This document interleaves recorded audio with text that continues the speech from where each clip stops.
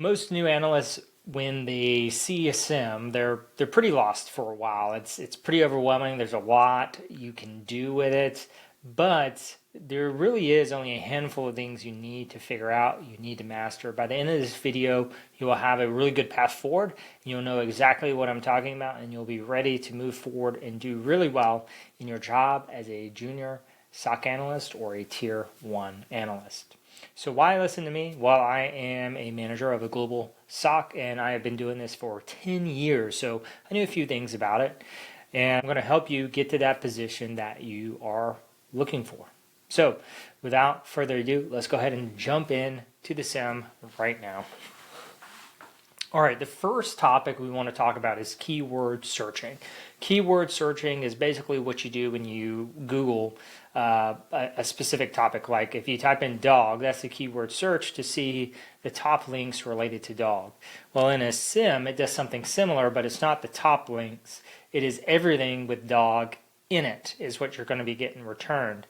So in this case, let's do a look for PowerShell and see what pops up. And again, this is just a keyword search. So first things first, let's go ahead and shift our time to all time. If right now I'm in the Conti lab in TryHackMe, if you want to follow along, and we had to adjust to all time in order to get all of the events because these events weren't the last 24 hours. I think they're from a few years ago, 2021, so more than a few years ago. Anyways, now that we've adjusted the time, we have PowerShell we put in there, and we can see that we now have 589 events. This is everything with PowerShell somewhere in the log. Now, why would you use a keyword search whenever you're doing searches? It could be for a number of reasons. One, it could be you have something specific you're looking for, but you don't know where in the log it's going to present itself. So it could be a specific field, you're not sure what the field name is, or you just don't know what type of event it may pop up in. This is where your keyword search is going to come in handy. Everything's going to be returned. You can look at the source types, where they're coming from, and then further refine your search afterwards. So this is just a big, hey, give me everything with PowerShell in it, and then let me figure out what to do with it after that point. So keyword search, that's your first thing I want you to learn. Practice searching for a couple of different things, and then we'll move on to the next topic. So feel free to pause and then resume after you got a handle on this one. All right, the next thing is understanding the log types. So yes, this is more related to understanding log types and less about the SIEM, but they go hand in hand. So in this case, if we remove PowerShell, if I can get my mouse where it needs to go, we remove PowerShell, we're going to have a ton of events here. We're going to be returning, sorry, I have to put a star here. We're going to be returning 28,000 events. So only a small percentage had PowerShell in them. Well, right now we have returned everything, so we can look at the types of logs we have available, which are right here. We can see we have security logs, application logs, system logs, etc. Now, those are log sources, so overall type of logs, but within those logs we also have specific event codes. So these are the types, the very specific nuance of what the log was created for. So one of the big ones you'll hear analysts talk about are process creation logs, network connections, authentication logs, so log on, log off, things like that. PowerShell has very specific logs as well. We have web server logs, so IIS logs in this case. So the key, what I'm pointing out, is start going through and understanding what each of these logs have in them, right? And starting to get a good feel for what that looks like. So if we open this one here, this one looks like it's a sysmon log. So this is a log where an organization will have to install a specific tool onto the system to get these types of logs. So these are not default logs in Windows, but they are very common in organizations. They provide a lot of details, and so you will see them in most organizations that have a SIEM. But in here we can see a bunch of different fields. So where IP addresses are in here, computer names. We can see the message. So this is coming from the log itself, and it's talking about it is a network connection. And the event code is what I was talking about. So a 3 is a network connection. So we can say task category down here. It says network connection detected. So This is a sysmon log of type 3, which is a network connection log. So there are a bunch more just like this in terms of where there's different numbers and different types. And so I advise you to pause the video, start going through here and looking at the different ones that are available. And we can see if we can find one more and take a peek. So here's a Windows event log. We should also have a type in here. So we have a 4672. So this is a special privileges assigned to a new logon. So that is the type of log it is. The event code is a 4672. Now, when you start doing research out there to understand how to investigate specific types of attacks, typically you will see the event code listed in there as a step into the investigation. So they will say, hey, look up 4672s or event code 3s, and then look for these specific items in there. So typically when we're reading blog posts, we're learning about how to investigate specific types of events. The other professionals out there are going to point you towards these specific log types, these specific event codes. That's what they're talking about, and that's what you're going to be utilizing. So get familiar with them. So this is step 2, understand your log types. And then we want to understand how to identify that field in here. So event code equals is what we can utilize to hone in on that specific thing. So Windows events will have event codes. If we're looking at other types of events, so like IIS logs, they may not have an event code, or syslogs from Linux systems. But we do want to make sure that we know where we can filter down on those things. So we have source type is a big filter, and it would just be source type equals whatever it is. And then if we wanted to add a specific event code, we just add it to it just like this. Same thing. We have the field name and then the field value. So field name equals field value. And then we are able to filter down to not only the source type, but also the event code. Now let me just do one more thing real quick and show you what I'm talking about with IIS before we move on. So these are IIS, if you don't know, is a type of web server. So in these, we actually do have event codes. So we do have an event code 1 here, and this is a sysmon log. So sorry, this is not what we're looking for. We're looking for application log right here probably. So in this case, we have an event code 4. So there is an event code here. It is a Windows application log. And then we can see this one is related to RPC proxy successfully loaded in Internet Information Services. So this is kind of interesting that we're seeing these types of events, these types of things in the Windows application logs. So we can narrow that down and we can look what other types of event codes. So we have event codes 4, 5, and 1000 related to IIS here. So again, something to keep in mind. Whatever type of environment, you're going to have different events. So we could have firewall events, we could have VPN events, we could have pretty much any type of event. We could even have EDR, AV events, all that coming in. And really the key is to make sure you know what events are available for you to search when there is an investigation to be had. All right, next thing is we want to learn about temporal searching. So what do I mean by temporal searching? So what we mean is searching around in time. So if we go back to doing a PowerShell keyword search and we click, we say, hey, let's say this first one, it's a very interesting event and we want to see what happens 30 seconds on either side of this event, which is a really common scenario when we say, hey, say a malicious file executed. Typically we'll see a lot of events within 30 seconds around it, and then a lot more events around 5 minutes around it. And it's just a way to condense the amount of logs you have to look at as an analyst by slowly working out or starting wide and then focusing more narrow. Just depends on the circumstance. But an easy way to do that is we can just click the time and say, adjust this to 30 seconds, click apply, and it will automatically update your day and time to just that time frame. Now let me show you another way to do this. We can also say, hey, I'm only interested in events from on Thursday, at this time here, we'll do this big graph. We can click it, and it's going to narrow our results here. Now we can also zoom into the selection where we say, boom, let's zoom in a little bit further. Now I only want to look at these events, and using this timeline up top, we can narrow, especially if there's a bunch of events, we can narrow in on specific sections.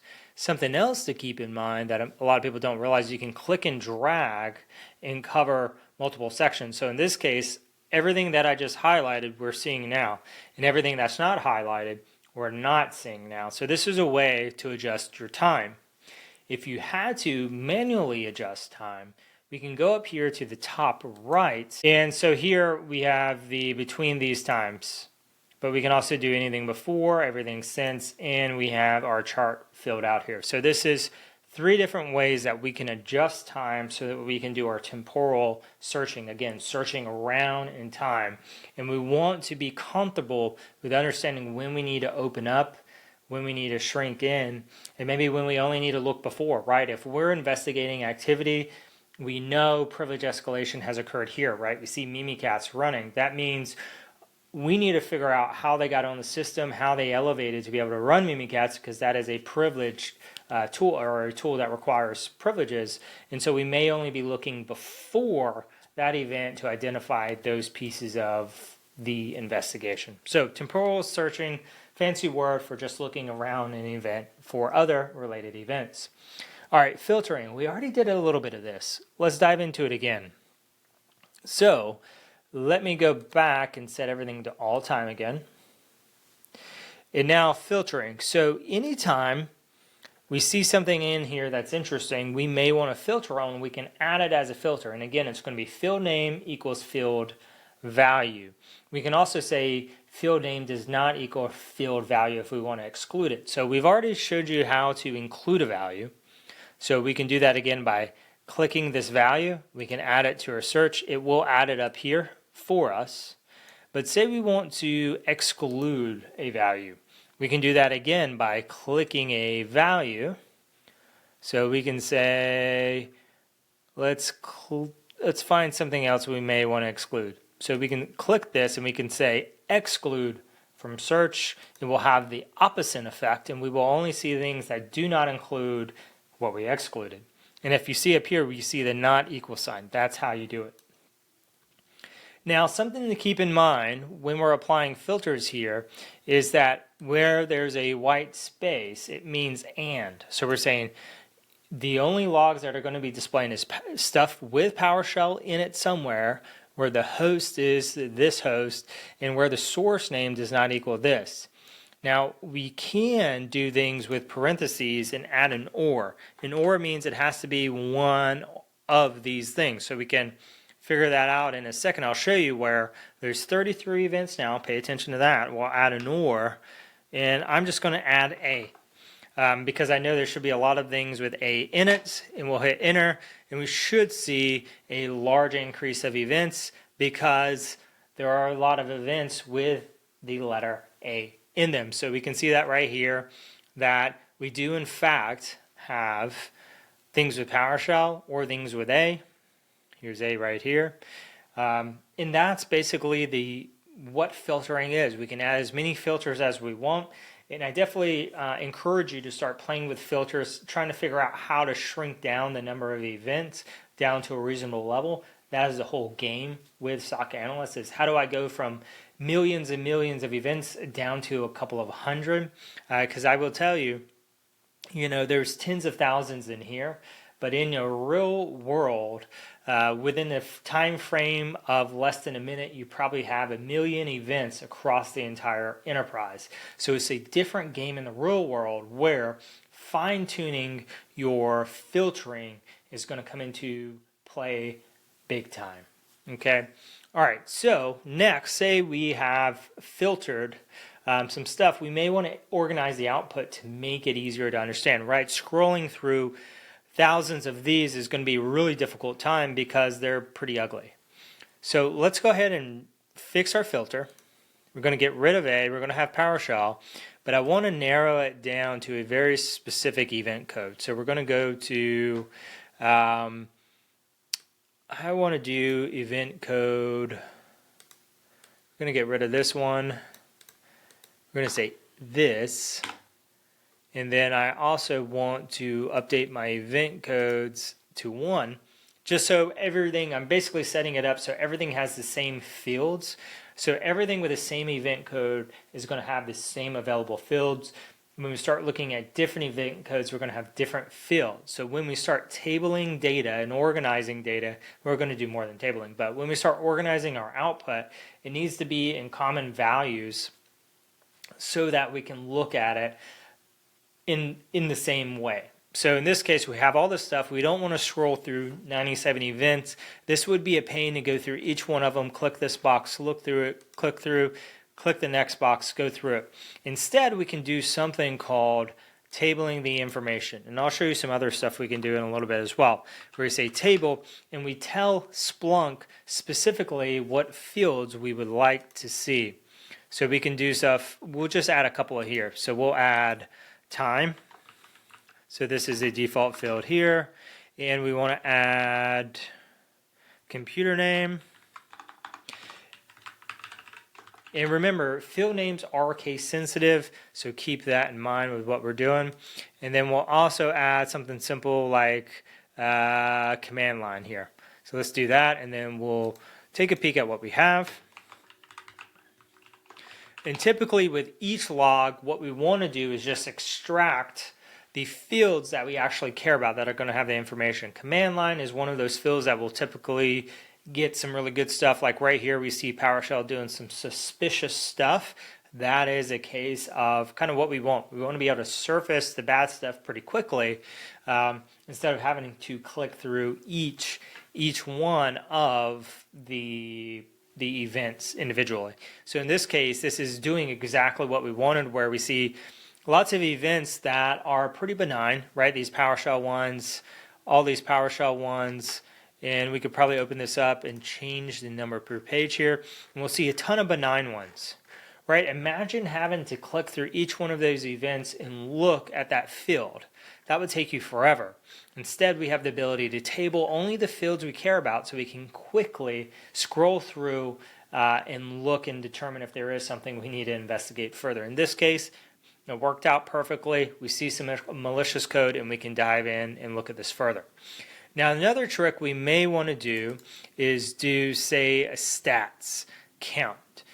Now, stats is going to look pretty similar to table, except we have a little bit different syntax here where we want to do a count by. So stats count by, and it's going to count the individual times we see computer name and command line in the activity. So what you will see here is that we only, even though we have 97 events, we only have 6 events down here, statistics. So these are the only cases where this computer name and this command line showed up. So in this case, it's 46 times that this showed up in the logs.